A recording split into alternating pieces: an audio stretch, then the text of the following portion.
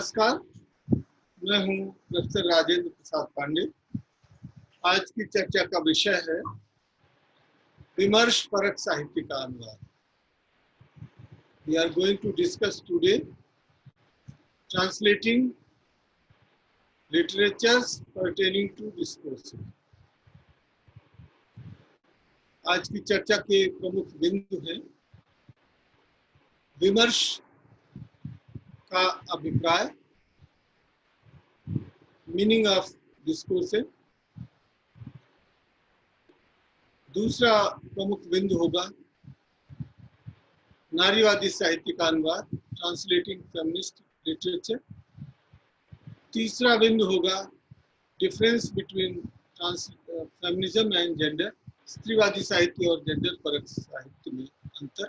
तीसरा महत्वपूर्ण बिंदु होगा ट्रांसलेटिंग सबल्टर्न, सबल्टर्न यानी उपासित साहित्य का अनुवाद। इसके अंतर्गत हम चर्चा करेंगे दलित साहित्य का अनुवाद और संक्षेप में हम इन चर्चाओं का आलोचनात्मक विश्लेषण करेंगे। तो चर्चा आरंभ करते हैं। विमर्श परक साहित्य का अनुवाद, translating literatures pertaining to discourse. जैसा मैंने आरंभ में बताया कि हम चर्चा के आरंभ में बताने की कोशिश करेंगे कि डिस्कोर्स क्या है।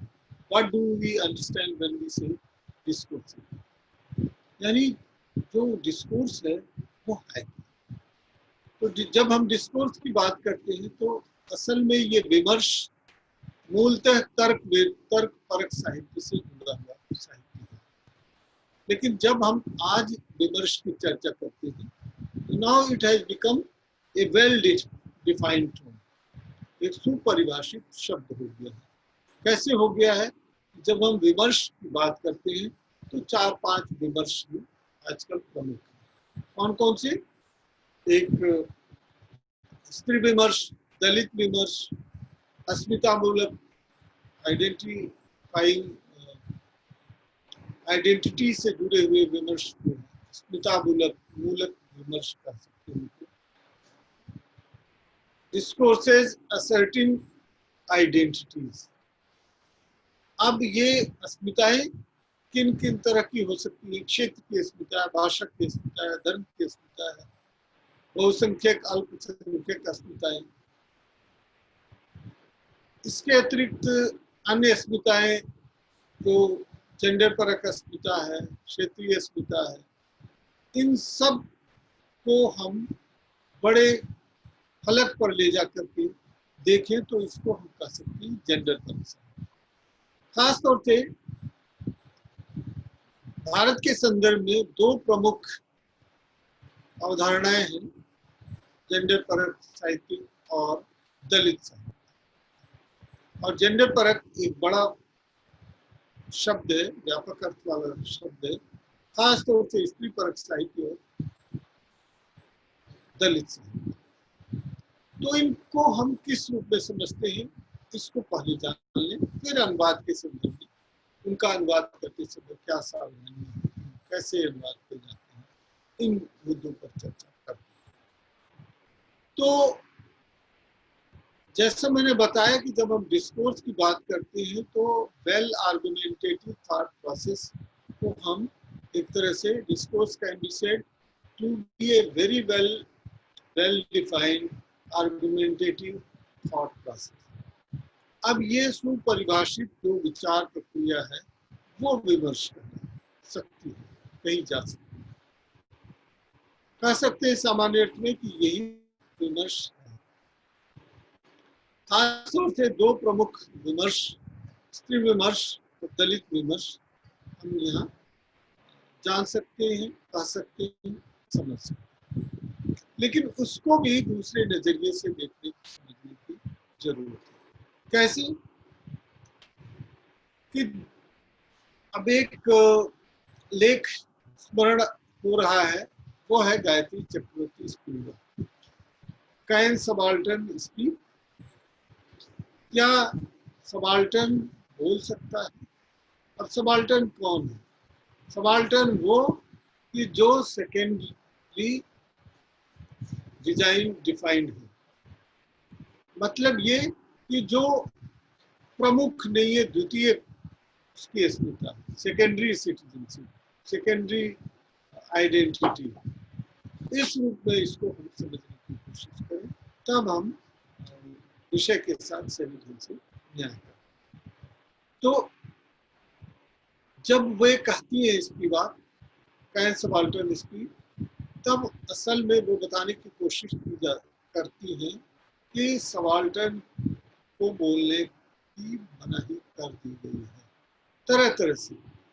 ऐसा नहीं कि अभिव्यक्ति पर पाबंदी है, अभिव्यक्ति पर पाबंदी ना हो, लेकिन अपने ढंग से, अपनी भाषा में, अपनी जुबान से बोलने पर पाबंदी है। कैसे है कि they are determined by the social norms prescribed by the society they are living इन।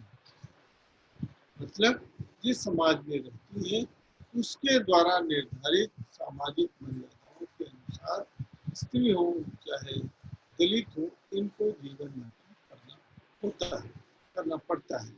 इसी संदर्भ में देखा जाए तो ये केवल भारत की समस्या नहीं है, भारत के संदर्भ में विशेष रूप से रेखांकित करने की बात है। ये एक वैश्विक समस्या है और विश्व के सभी देशों में स्त्रियों को अपनी अस्मिता के लिए, अपनी आइडेंटिटी के लिए, अपने सेल्फ असर्शन के लिए संघर्ष करना पड़ता है। राइट टू प्रॉपर्टी यानी संपत्ति के अधिकार को लेकर बहुत सी समस्याएं हैं। मत अधिकार, जो वोटिंग राइट टू वोट, वो भी कब कहाँ मिला, अगर ये विश्लेषण किया जाए तो बहुत चिंताजनक स्थितियां आएंगी। भारत में स्वतंत्रता प्राप्त के बाद जब संविधान लागू हुआ, तब से पूरी तरह सभी को यूनिवर्सल फ्रेंचाइज सर्विस सिस्टम है, यानी सभी को सर्वाधिकार प्राप्त है कि सभी मतदान समान रूप से। कहीं ब्रिटेन में 1867 में हुआ, कहीं उसके पहले, कहीं उसके बाद, और कुछ देशों में अभी भी समान मताधिकार की समस्या उपजी हुई है, बनी हुई। तो ये अस्मिता की समस्याएं अपनी जगह स्थिर है। तो इसलिए जब हम इस परिप्रेक्ष्य में देखने की कोशिश करते हैं कि इस विमर्शपरक साहित्य क्या है, खास तौर से दो तरह के साहित्य आज ज्यादा उभर करके आए हैं, वो है स्त्री विमर्श और दलित विमर्श। अब इसी से जुड़ा हुआ प्रश्न ये है कि क्या उनके लिए भी वही अनुवाद की रणनीति अपनाई जा सकती है जो अन्य प्रकार के साहित्यों में? निश्चित रूप से नहीं। अब इस अस्मितामूलक विमर्शों के साथ दो अन्य बातें भी जुड़ी हैं।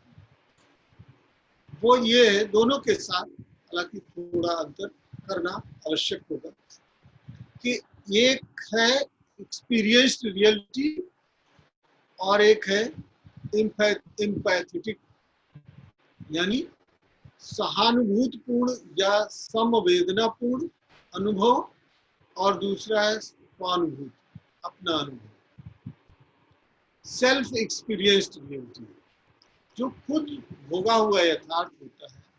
क्या उसको जो प्राप्त करता है वह, और क्या उनके प्रति सहानुभूति रखने वाला व्यक्ति या संवेदना रखने वाला व्यक्ति, क्या दोनों एक ही जैसे हो सकते हैं? इसके लिए दो अलग अलग तरह की मान्यताएं हैं। कुछ लोग कहते हैं नहीं, एम्पैथेटिकल होने से, सिंपैथेटिकल नहीं बल्कि एम्पैथेटिक, सेम वेवलेंथ पर होने से हम शायद उन अनुभवों को जान लें। तो दुनिया भर में जो स्त्रीवादी साहित्य है उसके संदर्भ में ये चर्चा रहती है कि जो क्या स्त्रियां ही स्त्रियों के दुख दर्द का बयान कर सकती हैं, या जो संवेदनशील पुरुष है उनके प्रति सहानुभूति संवेदना रखने वाला पुरुष है, क्या वो भी बता सकता है? यही बात दलित साहित्य के बारे में भी कही जाती है कि क्या स्वयं दलित जाति में उत्पन्न व्यक्ति ही अपने अनुभवों को व्यक्त कर सकता है, या उनके प्रति सहानुभूति रखने वाला, उनकी पीड़ा को महसूस करने वाला, उनकी पीड़ा को आत्मसात कर उनके प्रति परवाह के भाव से, दुख के भाव से क्या दूसरा व्यक्ति भी उस भावना को व्यक्त कर सकता है। इसको लेके बहुत ज़्यादा विमर्श हुआ, बहुत ज़्यादा बहसें हुई हैं और दोनों के पक्ष में तर्क वितर्क दिए गए हैं। ज़्यादातर लोगों का मानना है कि नहीं, स्वयं स्त्री ही स्त्री के अनुभव को बेहतर ढंग से प्रस्तुत कर सकती है, स्वयं दलित के अनुभव को बेहतर ढंग से प्रस्तुत कर सकता है। जो अनुभूति की प्रामाणिकता है, यानी सिंसियरिटी और authenticity of the experience, that can be understood by the one who bears with it. यानी मान ली जैसे कहा गया है, only the wearer knows where the shoe pinches. यानी हमारे यहाँ जैसे कहावत है, जाके पाँव में फटी दुआई सो का जाने पीर पर आई। यानी जो पीड़ा भोगता है, जो दुख भोगता है, उसी को ही उसका एहसास होता है, उस दर्द की अनुभूति होती है, अन्यथा वो कोई समझ नहीं सकता। तो इस परिप्रेक्ष्य में अगर हम इन दो प्रमुख विमर्शों की बात करें तो अब ये निष्कर्ष निकलता है मोटे तौर पर कि स्त्री परक साहित्य का अनुवाद स्त्रियां करें तो उचित होगा, दलित करें तो दलित परक साहित्य का अनुवाद तो उचित होगा। अब एक और इसके साथ साथ जुड़ा हुआ मुद्दा है कि स्त्री परक साहित्य के अंतर्गत क्या आता है। स्त्री परक साहित्य का अर्थ केवल जो है फेमिनिस्ट राइटिंग ही है, या any writing relating to the experiences with the women live in, यानी कोई भी ऐसा साहित्य जिसमें स्त्री की मुखरता या एक नारीवादी दृष्टिकोण के, फेमिनिज्म अलग चीज है और फीमेल ओरिएंटेड राइटिंग अलग चीज, यानी नारीवादी साहित्य और स्त्री जन्य साहित्य ये अलग है। स्त्री किसी रचना का पात्र हो सकती है, लेकिन स्त्रीवादी साहित्य में स्त्री मुखर है। अब इसको और आगे हम ले चलते हैं कि जब हम स्त्री परक साहित्य कहते हैं तो हम जेंडर को भूल जाते हैं। जब हम जेंडर कहते हैं तो जेंडर और सेक्स में डिफरेंस क्या है? Sex is biological entity and gender is social entity.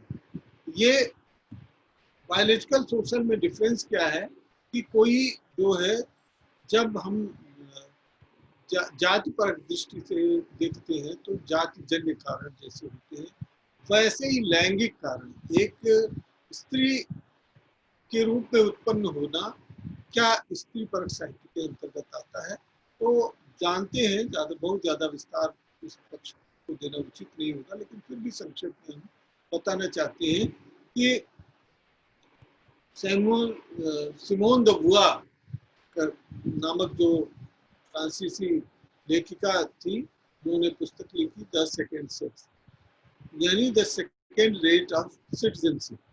वो क्या थी? वो ये थी कि उसमें उनकी अवधारणा थी, one is not born rather becomes a woman. स्त्री जन्मती नहीं है, बनाई जाती है, पैदा नहीं होती, बनाई जाती है। इसके अर्थ में क्या था? इसका अर्थ ये नहीं कि स्त्री स्त्री नहीं पैदा होती, स्त्री तो स्त्री ही पैदा होती, मतलब वो बायोलॉजिकल ये पोजिशनिंग जो है वो बहुत सीमित है। उसका जैविक कारण है कि वो स्त्री है, लेकिन स्त्री के रूप में उसके साथ जो भेदभाव किया जाता है, जो उसका पीड़न होता है, जो सामाजिक, सांस्कृतिक, आर्थिक स्तर पर जो अन्याय होता है, राजनीतिक स्तर पर अन्याय होता है, ये सोशल कंस्ट्रक्ट। तो बायोलॉजिकल कंस्ट्रक्ट से तो वो निपट सकती है, लेकिन सोशल कंस्ट्रक्ट से नहीं निपट सकती। यानी उसके जो तरह तरह की कठिनाइयां शारीरिक रूप से होती, वो उसका समाधान तो कोई क्लिनिकल ऑब्जर्वेशन से हो सकता है, यानी फिजिकल डॉक्टर जो है, उसका जो फिजिशियन है वो उपचार कर सकता है, स्त्री रोग विशेषज्ञ उपचार, लेकिन जो सामाजिक दंड दिए जाते हैं उसका समाधान कैसे? तो इन चीजों को समझने की जरूरत आई और इस दृष्टि से बताया गया कि स्त्री परक साहित्य ही नहीं बल्कि स्त्री केंद्रित साहित्य, स्त्री नारीवादी साहित्य, फेमिनिस्ट राइटिंग को भी देखना। लेकिन जब हम जेंडर की बात करते हैं तो जेंडर एक बड़ा एनकम्पेसिंग पास है। उस अम्ब्रेला में हम एक स्त्री ही नहीं बल्कि उसमें लेस्बियन, गे इत्यादि जो है एलजीबीटीक्यू तक की पूरी अवधारणाएं भी आ जाती हैं, जो कि विभिन्न कारणों से उपेक्षित और दमित माने गए हैं या उनके साथ भेदभाव डिस्क्रिमिनेशन होता रहा है। इसी तरह से दलितों की बात करते हैं तो एक ट्रांसलेटिंग कास्ट की जो परिकल्पना हुई है उसको भी समझने की जरूरत है।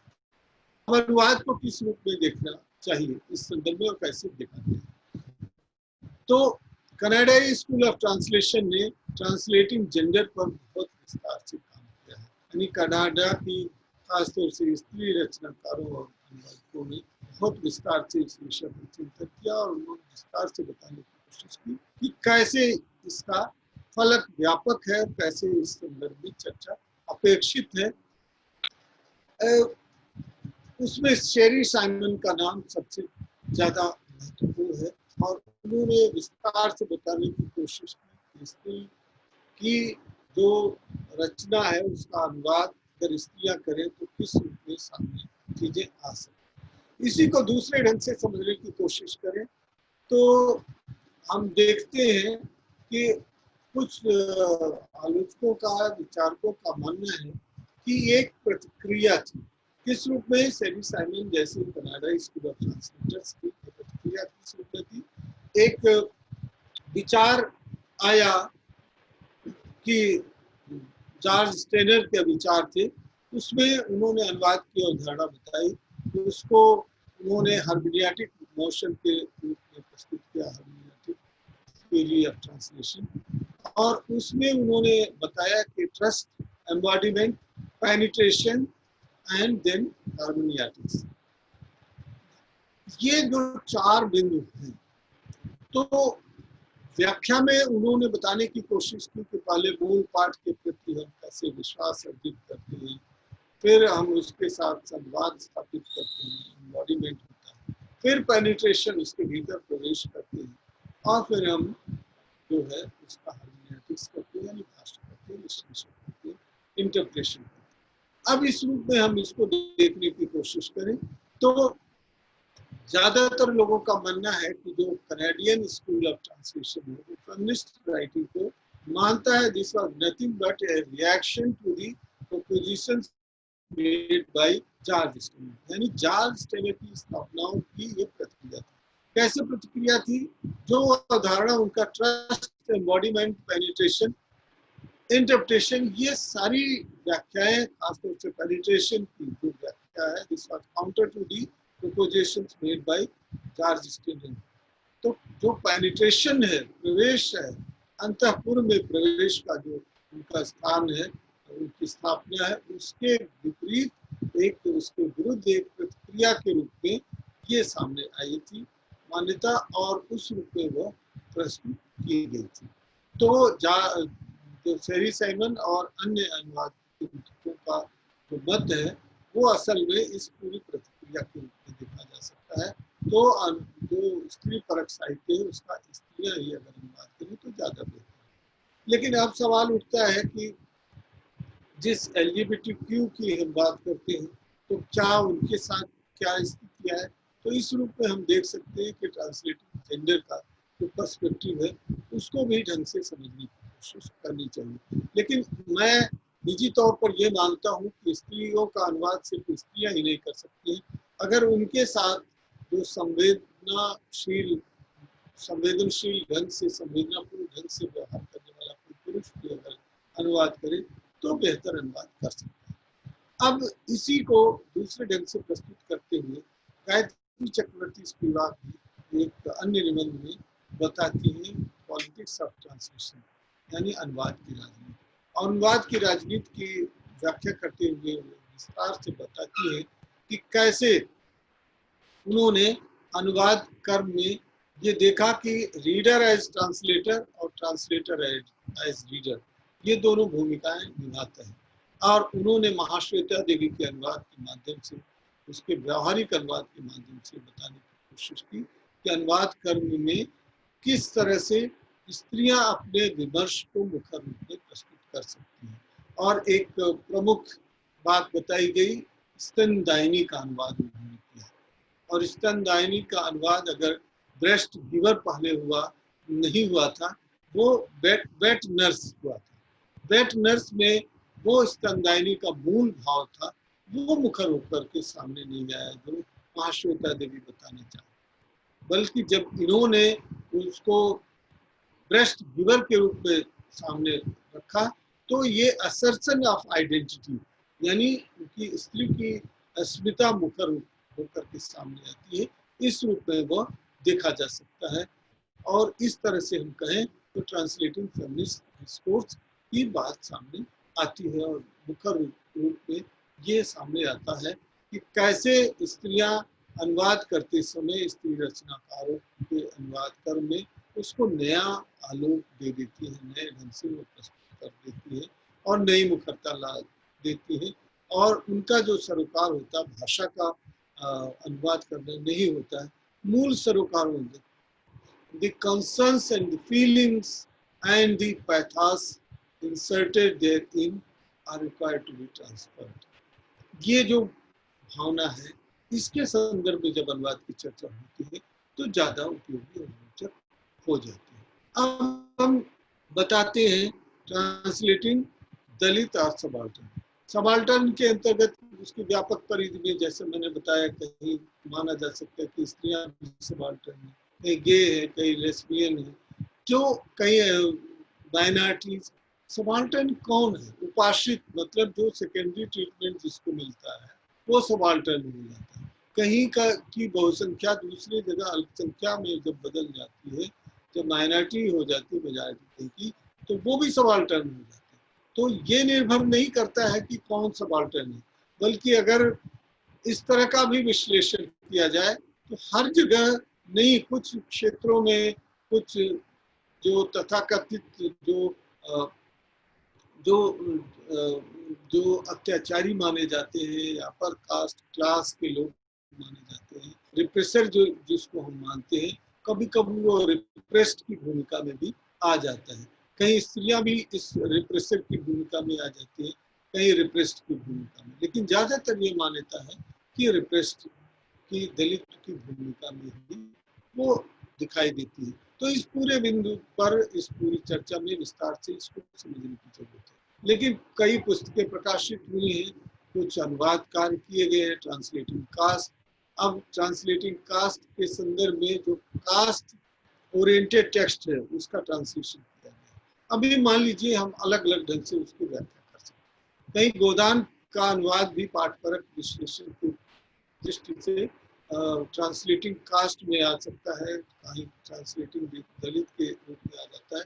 लेकिन ज्यादातर दलित राइटिंग दुनिया में वो ऑटोबायोग्राफिकल राइटिंग है।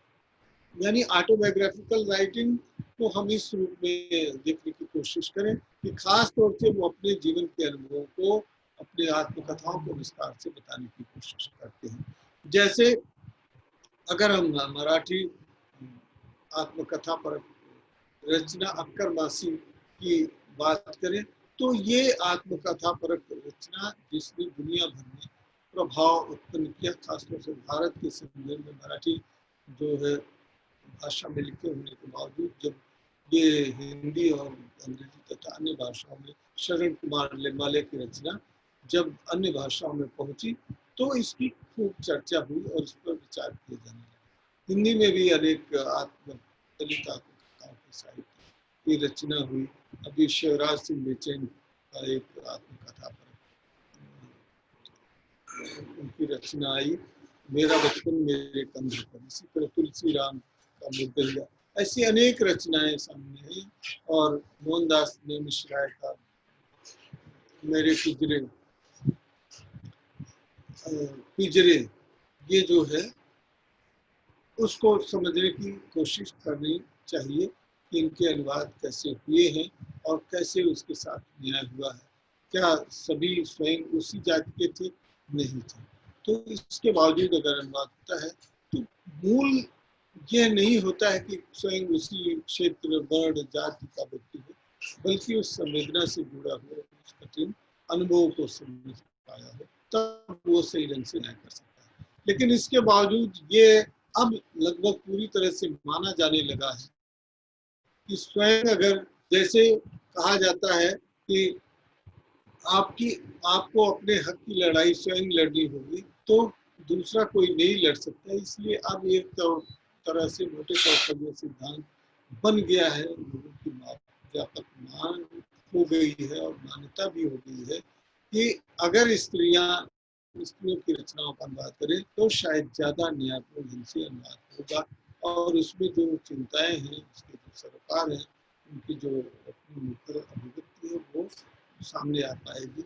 इसी तरह से अगर दलितों के द्वारा रचित साहित्य का अनुवाद करें तो शायद ज़्यादा न्याय कर पाएंगे। लेकिन इसके अपवाद भी देखे गए हैं, और सवाल ये है कि क्या भाषा के साथ वो सरोकार जुड़ा हुआ है, भाषा का ज्ञान है, कैसे उसको प्रस्तुत करते हैं। ये कई अनुवाद के मुद्दे हैं जिस पर भी विचार करने की जरूरत है।